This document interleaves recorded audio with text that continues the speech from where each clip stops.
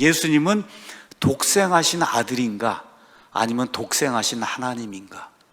여러분, 독생하다는 얘기 우리나라 말로 이게 표현이 되어 있는데 영어로 only begotten 이렇게 되어 있어요. only begotten. 여러분, 독생하다고 하는 말이 무슨 얘기인지 아세요? 교회 가면 독생자를 주셨으니 독생자, 독생. 이 독생이라고 하는 말이 참 이게 한자로 이렇게 되어 있어서 이해하기가 어려운 그런 말이에요. 영어에서는 only, 유일하게 begotten 된 이런 아들이다, 이제 이런 이야기입니다. 자, 성경의 중심은 제가 말씀드린 대로 예수 그리스도시고, 이 예수님을 성경에 있는 그대로 제대로 알 때야 비로소 올바로 구원받아 올바른 신앙생활을 할 수 있습니다. 요한복음, 특히 요한 1서, 요한 2서, 요한 3서, 이건 AD 90년경에 기록이 된 거예요. AD 90년경이면 예수님이 승천하시고 나서 한 60년쯤 지난 시점에 이 말씀들이 최종적으로 이제 기록이 된 거예요. 그 당시에 하나님의 말씀을 더럽히는 그런 자들이 나타나고 예수님 믿는 자들 유혹하는 그런 자들이 나타나는데, 이 무리를 보통 우리가 영지주의자라고 이야기합니다. 영지주의자. 그래서 하나님은 너무나 깨끗하고 너무나 완전한 그런 분이기 때문에 그런 하나님이 이 더러운 세상에 와서 그래서 자신을 사람의 모습으로 이렇게 드러낸다는 것은 그건 있을 수 없는 말이다. 이 사람들 주장이 그렇게 이야기하는 거예요. 그러니까 예수님이라고 하는 어떤 사람이 있는데 그 사람에게 그리스도가 들어갔다는 거예요. 그리스도가, 예수님과 그리스도가 다른 존재, 그리스도가 들어갔고, 십자가에서 달려 죽고 할 때도 그때로 영체로 죽고 영체로 부활하고 이와 같은 것들을 주장하라는 이런 영지주의자들이 이제 등장을 하고 있어요. 그래서 요한복음, 요한 1서 이런 데를 가서 보시면 요한이 왜 이런 것들을 강조하고 있는가 우리 한번 볼 필요가 있습니다. 한번 가서 보겠습니다. 요한복음 1장 14절 먼저 한번 보겠어요.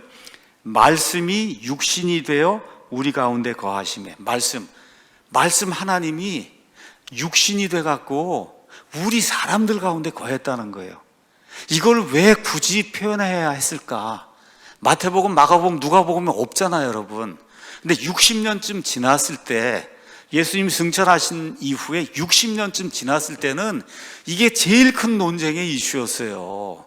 어떻게 거룩하신 그 하나님이 이 죄 많은 사람과 같이 이렇게 사람의 육신을 입고 이 죄 많은 세상에 어떻게 와서 예수님이 거하실 수가 있느냐, 하나님이 거하실 수가 있느냐. 그래서 지금 사도 요한에게 하나님께서 하나님의 영을 통해서 이 이단, 영지주의라고 하는 그런 이단을 격퇴하기 위해서, 그래서 하나님께서 이 말씀을 직접 주신 거예요. 그래서 말씀이 육신이 되어 우리 가운데 거하심에 우리가 그분의 영광을 보니 아버지의 독생하신 분의 영광이요 은혜와 진리가 충만해. 여기도 독생하신 분 가서 보면 the only begotten of the Father, 그러니까 누구에게서, 아버지에게서 나온 the only begotten, 정관사 더가 이제 붙어 있고 유일하게 begotten 된 근.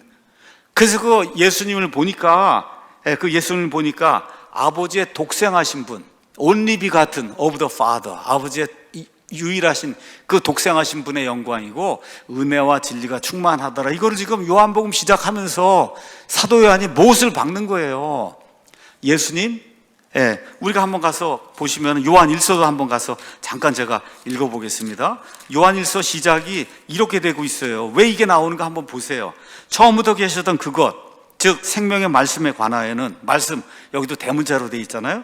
그것을 우리가 들었고 우리 눈으로 보았으며 자세히 살펴보았고 우리 손으로 만졌다는 거예요.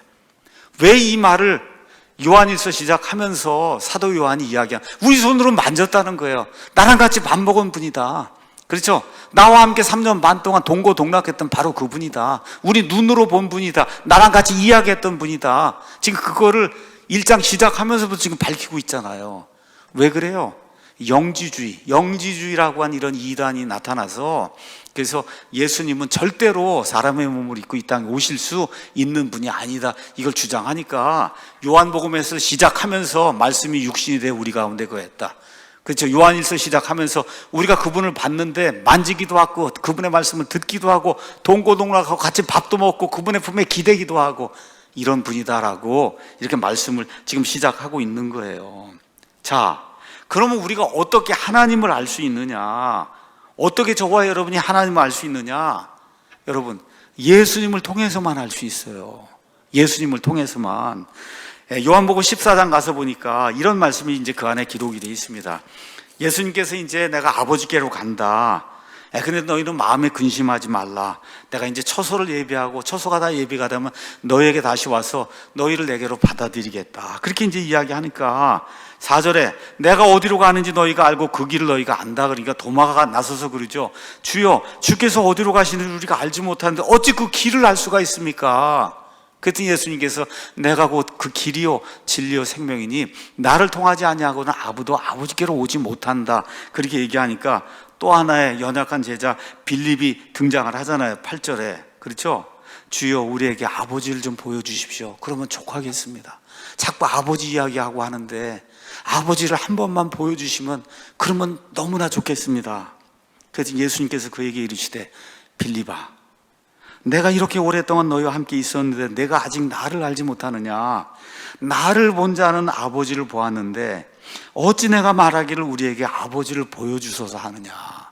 3년 반 동안 나와 함께 다니면서 나를 보지 않았냐? 나를 본 자는 아버지를 봤다는 거예요. 그러니까 성경에 나오는 아버지 하나님을 가장 정확하게 알 수 있는 유일한 방법은 마태복음, 마가복음, 누가복음, 요한복음에 기록이 된 그 예수님을 보는 거예요. 그래서 저와 여러분이 사복음서를 읽는 거예요. 자, 그러니까 예수님의 하신 일, 그게 뭐냐? 아버지 하나님을 밝히 드러내줬다는 거예요. 예수님이 3년 반 동안 공생의 그 기간에 하신 일이 뭐냐? 한마디로 요약을 해라. 아버지 하나님이 어떤 분이신가를 밝히 드러내는 그 일을 하셨다. 그러니까 예수님이 나를 본 자는 아버지를 봤다. 그 다음에 예수님 또 뭐라 그래요? 내 아버지와 나는 어때? 하나이니라. 둘이 아니고 내 아버지와 나는 하나라고 예수님께서 그렇게 말씀을 하시잖아요. 그 내용이 요한복음 1장에 기록이 되어 있는 겁니다. 자, 그 다음 거 한번 가서 넘겨보시죠. 그 전에 하나 더 다 보겠습니다. 1장 18절. 자, 한번 보세요. 본래 하나님을 본 사람이 없으되 개역성경. 아버지 품속에 있는 독생하신 하나님이 나타내셨느니라. 여러분, 일단 목적어가 없으니 누구를 나타냈는지 그것을 나타냈는지 뭐 저것을 나타냈는지 저렇게 두루뭉실하게 일단 번역을 해놨어요. 저거 지금 읽고 100년 지낸 거예요. 본래 하나님을 본 사람이 없다. 괜찮아요. 자, 아버지 품속에 있는 독생하신 하나님이 하여튼 누군지 무엇인지 뭔지 몰라도 나타내셨다. 저걸 가지고 100년 동안 믿음 생활을 한 거예요. 자, 우리 킹제임 성경에는 아무도 어느 때나 하나님을 보지 못하였을 때 아버지 품속에 계신 독생자, only begotten son, 저 위에 있는 건 only begotten God이 그분을 밝히 드러낸다는 거예요. 요한복음의 초점이 그거잖아요. 그렇죠? 이 육신을 입고 오신 그 아들 하나님께서 3년 반 동안 공생하신 가운데 하신 일이 뭐냐? 그분, 아버지 하나님이 누구신가를 밝히 드러내는 그 일을 하셨다는 거예요. 맞죠? 그렇죠? 자, 그럼 개역성경을 제가 그대로 풀이하면 아버지 품속에 독생하신 하나님이 계시는 거죠. 그렇죠? 그대로 보시면 아버지 품속에 독생하신 하나님이 계신 거잖아요. 아, 아버지 하나님 안에 하나님이 또 들어있는 거구나. 이런 데서 이단이 나오는 거예요. 하나님 허리 속에 들어있다 그러고 이런 게 이래서 나오는 거다. 여러분, 지금 아버지 품속에 있다 이런 얘기는 품속에 있다 이렇게 얘기할 때는 어머니가 이렇게 아이를 이렇게 품속에 이렇게 안고 있는 것처럼 다정다감한 부자지간에 모녀지간에 이와 같은 그런 관계를 지금 표현하기 위해서 품속에 있다고 얘기하는 거지, 무슨 아버지 허리 속에 예수님이 들어가 있다가 하나님이 창조하기 전에 예수님의 아들이 이렇게 땅에 태어나게 이런 거 얘기하는 게 전혀 아니에요. 자, 개역성경의 요점, 아버지 하나님 안에 독생하신 하나님이 있었다는 거예요. 이게 개역성경이 이야기하는 거예요. 맞죠? 킹제임 성경은 아버지 하나님 안에 독생하신 아들이 있었다는 거예요. 여러분, 하나님 안에 하나님이 있으면 됩니까? 하나님 안에 하나님이 있으면 되겠어요, 말이? 하나님 아버지 안에 누가 있어야 되겠어요? 아들이 있어야 되는 거잖아요. 지금 여기는 아버지와 아들 관계를 요한복음 전체가 앞부분 시작하면서 하나님 아버지와 아들 관계를 계속 지금 이야기를 하고 있으니까 아버지 하나님 안에 그 품속에 누가 있어야 돼? 아들 하나님이 있어야 되는데 그 아들 하나님은 only begotten son이라는 거예요. only begotten 제가 잠시 이따 설명을 하도록 하겠습니다. 다시 한번 제가 말씀드리겠습니다. 개역성경은 아버지 품속에 독생하신 하나님이 계신다는 거예요. 하나님 안에 하나님이 들어있다는 거예요. 일단 말이 안 되는 거죠. 그렇죠? 킹제임스 성경은 아버지 하나님 품속에 독생하신 아들이 계신다는 거예요. 아버지 품속에 독생하신 아들이 계신다. 여기서 독생하다는 말은 말씀드린 대로 only begotten인데 우리나라 말로 번역하면 유일하게 낳은 이런 뜻이에요. 독생. 그래서 독하다는 게 이게 유일하다, 이제 그거를 한자로 그렇게 표현한 거고, 낳다 해서 그거를 생으로 이제 출생, 탄생할 때 그처럼 생으로 이제 표현한 거니까 한자로는 저렇게 표현할 수밖에 없어요. 저렇게 표현할 수밖에 없는 거예요. 자, 유일하게 낳은. 자, 그렇다면 개역 성경을 그대로 풀이하면 예수님은 아버지께서 유일하게 낳은 하나님이죠. 그렇죠? 아버지 품속에 독생하신 하나님이 예수님이니까 그대로 풀이하면 아버지 품속에 누가 있어요? 유일하게 낳은 하나님이 있다는 거예요. 하나님 아버지가 유일하게 낳은 하나님이 아버지 품속에 있으니까 그럼 예수님이 어떤 존재가 돼야 돼요? 아버지 하나님이 창조된 존재가 돼야 되잖아요. 이게 지금 개역성경이 이야기하는 거고 NIV나 천주교 모든 부패한 사본이 이야기하는 게 아버지 하나님 품속에 아버지 하나님이 유일하게 낳은 하나님이 들어있다. 지금 그렇게 이야기를 하는 거예요. 킹제임스 성경은 그게 아니라 아버지 하나님 품속에 아버지 하나님이 유일하게 낳은 아들이 있다고 이야기를 하는 거예요. 유일하게 낳은 아들이 있다고 표현하는 거예요. 여러분, 어느 것이 맞아요? 킹제임스 성경처럼 돼야 맞지. NIV나 개역성경이나 NASB나 천주교에서 나온 이런 부패한 사본들에서 나온 것처럼 아버지 하나님의 품속에 하나님이 유일하게 낳은 하나님이 그 안에 있으면은 그럼 여호와의 증인들 이야기처럼 여호와의 증인들이 제일 먼저 들고 나오는 게 요한복음 1장 18절이에요. 저와 여러분이 우리 삼위일체 믿습니다 하면 그 사람들이 와서 이게 뭐죠? 하고 묻는단 말이에요. 아버지 품속에 하나님이 유일하게 낳은 하나님이 있다고 성경이 이야기하지 않습니까? 영어로 가서 보면 더 only begotten God으로 돼 있지 않습니까? only begotten God, 영어로. 무슨 얘기를 하겠어요, 여러분이? 내빼는 수밖에 없잖아요. 성경 그렇게 돼 있잖아요. only begotten God이 아니고 only begotten Son. 그 only begotten Son, 그 독생자께서 하나님을 밝히 드러내신다. 그래야 요한복음 14장과 하나가 되면서 그래서 나를 본 자는 아버지를 봤다. 그렇죠? 이런 것들이 이렇게 매칭이 되지 않습니까? 이게 지금 이렇게 이제 중요한 거예요. 자, 그래서 요한 1서 2장에 가서 보면 이런 말씀이 그 안에 기록이 되어 있습니다. 2장 22절에 이렇게 되어 있어요. 예수님께서 그리스도이심을 부인하는 자가 아니면 누가 거짓말쟁이냐? 아버지와 아들을 부인하는 자가 적그리스도다. 여러분, 적그리스도가 딴 게 아니에요. 천주교 사본으로 만들어지는 역본들이 적그리스도예요. 물론 여기 나와 있는 적그리스도는 요한계시록 13장에 나오는 말세에 나오는 그런 적그리스도가 아니라 그리스도를 대적하는 자, 그런 의미의 적그리스도란 말이에요. 지금 아버지와 아들을 부인하지 않습니까, 지금? 그렇죠?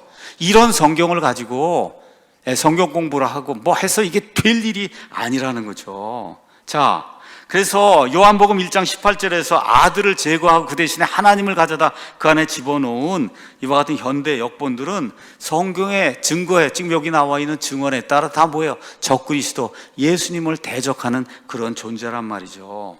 그래서 우리 성도들은 예수님께서 하나님이시며 아버지와 같이 영존하신 분심을 우리가 믿고 있잖아요. 자, 그러면 여기 나오는 비가튼이라고 하는 단어가 뭔가 그 위로 하나 올려보시죠. 비가튼. 거기 가서 보면 only begotten. 내리세요. 비가튼. 여기 가서 보시면 only begotten. 참 이게 영어에 이런 단어가 있어요. only begotten. 이게 무슨 말인가? only begatten에 대해서 요한복음 1장 14절 가서 보니까 처음 나오는 거예요. 여기 요한복음에 아버지의 독생하신 분, 아버지가 유일하게 낳은 분, 이런 뜻이란 말이에요. 아버지가 유일하게 낳은 분, only begotten.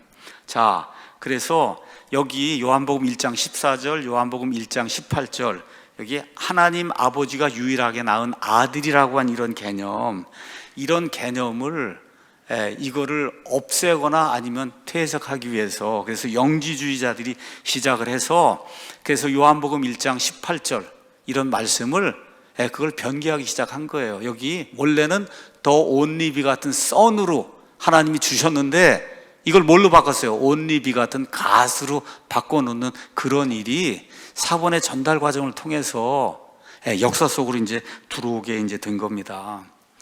종교와 윤리학 사전이라는 게 있는데 그 사전은 요한복음에 대해서 뭐라고 얘기하냐, 영지주의자들의 가르침에 대항하는 근본적인 반론을 담고 있는 그와 같은 복음서가 요한복음이다. 자, 그러면 저 일을 누가 시작했냐? 독생하신 아들을 독생하신 하나님으로 누가 처음에 만들었냐? 이집트의 영지주의자 중에 발렌티누스라는 사람이 있었거든요. 이 사람이 독생자를 독생하신 하나님으로 이렇게 이제 변개하기 시작했어요. 그래서 요한복음에 나와 있는 이 말씀을 변개해야만 영지주의가 살 수 있기 때문에 그래서 하나님의 말씀을 난도질하면서 더 only begotten son이라고 되어 있는 거를 the only begotten god으로 바꾸는 그와 같은 일이 역사상에서 이제 발생하게 이제 된 거죠. 그래서 어떻게 됐어요? 파피루스 72, 파피루스 66 같은 이와 같은 부패한 사본들 그 안에다가 이 선 대신에 갓으로 바꿔놓는 이런 작업이 지금부터 한 1800년 경에 이제 시작이 된 겁니다. 이렇게 이제 된 이후에 오리겐이라는 사람이 이제 등장을 하고, 오리겐 이후에 아리우스라는 사람이, 여러분 콘스탄티누스 대제 이야기 아시잖아요. 아리우스에게 이제 전달이 돼서, 그래서 유일하게 나신 아들 듯 독생자를 신조로 삼는 아타나시우스 학파, 우리가 보통 삼일체 논쟁하면 아타나시우스하고 아리우스파가 대립을 했다. 근데 결국은 아타나시우스파가 이기게 됐다, 이런 얘기 들으셨잖아요. 그렇죠? 아타나시우스 학파의 주장이 뭐냐? 여기 나와 있는 거 the only begotten son이 맞는다는 거예요. 아버지 품속에 계신 유일하게 낳은 아들이 마치 아버지 품속에 유일하게 낳은 하나님이 또 있다, 그건 말이 안 된다는 거죠. 이거는 그냥 신학적으로도 말이 안 되고 그냥 문장을 풀어놔도 말이 안 되잖아요. 아버지 하나님 안에 어떻게 독생하신 하나님이 또 들어가 있냐 말이에요. 그건 안 되잖아요. 자, 그래서 이러한 아리우스주의가 이제 등장을 하게 되고, 이렇게 이제 되면서 나중에는 결국 유세비우스라고 하는 어용학자가 이제 등장을 하고, 이렇게 되면서 결국은 콘스탄티누스 황제도 이쪽으로 이제 따라가면서 결국 아타나시우스가 추방이 되는 그런 일이 이제 발생을 합니다. 아타나시우스가 추방된 이유가 뭐냐? 독생하신 하나님이 아니고 독생하신 아들이 맞다고 주장을 해서, 그래서 추방이 되는 그런 일이 이제 생기고, 바로 그 시점에 콘스탄티누스 대제가 유세비우스라고 하는 어용학자에게 50권의 성경책을 만들어서 전국에 배포해라. 그래서 만들어진 그 50권 중에 2권이 시내 사본과 바티칸 사본이라고 하는 이런 추측을 하는 사람들이 많이 있어요. 그래서 시내 사본, 바티칸 사본에는 어떻게 돼 있어요? 독생하신 하나님이 아버지 품속에 있다고 이렇게 변개된 이와 같은 기록들이 남아있게 되는 거예요. 그런데 독생자, 다시 말해도 only begotten son, 유일하게 나신 아들이라는 용어는 제가 말씀드린 대다수 사본에서 발견되는 거예요.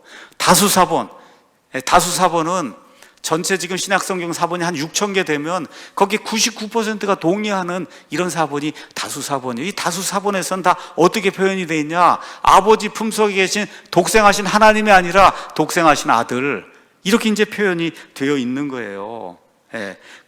요한복음 1장 18절에 대해서 현존하는 기록 중에 가장 오래된 기록이 언제 거냐?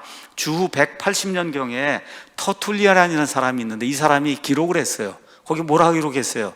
아버지 품속에 계신 독생하신 아들, 이렇게 이제 표현했고, 그다음에 연합성서공회라고 소수 사본만을 사용하는 이와 같은 이런 단체가 있는데, 여기 성경 편집자 중에 한 사람이 위크란이라는 사람도 아예 이렇게 인정을 했습니다.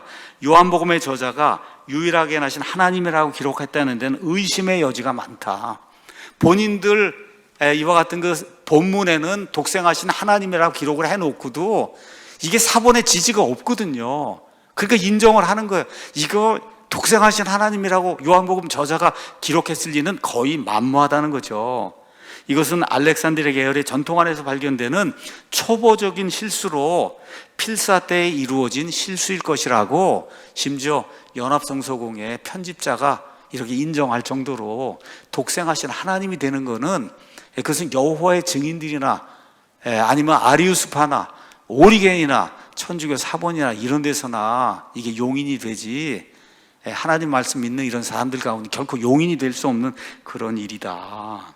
자, 이렇게 이야기하면서도 연합성서공회 이 본문에는 어떻게 돼 있어요? 독생하신 하나님이라고 그냥 그렇게 기록이 돼 있어요. 왜 그래요? 이거의 근본이 시내사본, 바티칸 사본인데, 시내사본, 바티칸 사본이 독생하신 하나님이라고 그렇게 기록을 하고 있으니까 유일하게 나신 하나님이라고 저렇게 기록을 해놓고, 여호와의 증인들은 너무 좋아서 신세계 역번 만들면서 그렇지, 예수님은 유일하게 하나님이 아버지가 낳은 아들이지, 해서 하나님이지, 이렇게 이제 해서 창조된 하나님이라는 이와 같은 교리를 지지하고 있는 거예요. 자, 이런 것들이 성경 안에 많이 있습니다. 자, 그 다음에도 한번 가서 볼까요? 미가서 이제 한번 가서 보시면은 영어로 이렇게 이제 가서 보면 우리 흠정령이 이렇게 표현되어 있어요. 예수님 베들레헴에서 이제 출생하는 것에 대해서, 그러나 너 베들레헴 에브라다야, 내가 유다의 수천 가운데서 적을지라도 이스라엘에서 치리자가 될 자가 내게로 나오리라. 그의 나아감은 고잉스 포스, 그분의 행적, 그거는 예적부터 있었고 영원부터 있었다. 우리 킹제임스 성경은 who's going forth, 이렇게 나아가는 그런, 이렇게 표현했는데, NIV는 그분의 오리진, 기원은 상고의 태초에. 여러분, 하나님이 무슨 기원이 있습니까? 예수 그리스도가 무슨 기원이 있어요? 그러니까 이게 NIV나 이런 걸 보면은 미국 사람들이 이렇게 읽을 때 아이들이 읽을 거 아니에요. 예수님도 오리진이 있구나. 여러분, 오리진이 있는 건 창조물만 있는 거예요. 창조물에만 기원이 있지, 하나님, 예수 그리스도 그분이 영원 전부터 하나님이시고 창조자신데 그분에게 무슨 기원이 있어요? 그래서 우리 개역성경은 근본이라고 번역했지만 그 말이 NIV에 가서 보면 오리진이라고 분명히 그렇게 표현이 되어 있거든요.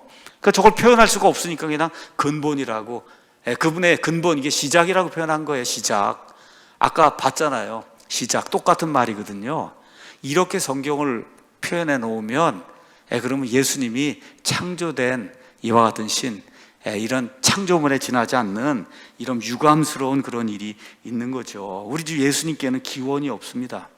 창조물에게만 근본이 있고 창조물에게만 기원이지, 예수님은 창조자이기 때문에 근본이나 기원이 없는 분이시다. 우리 킹제임스 성경 얼마나 멋있게 그렇게 기록을 했습니까?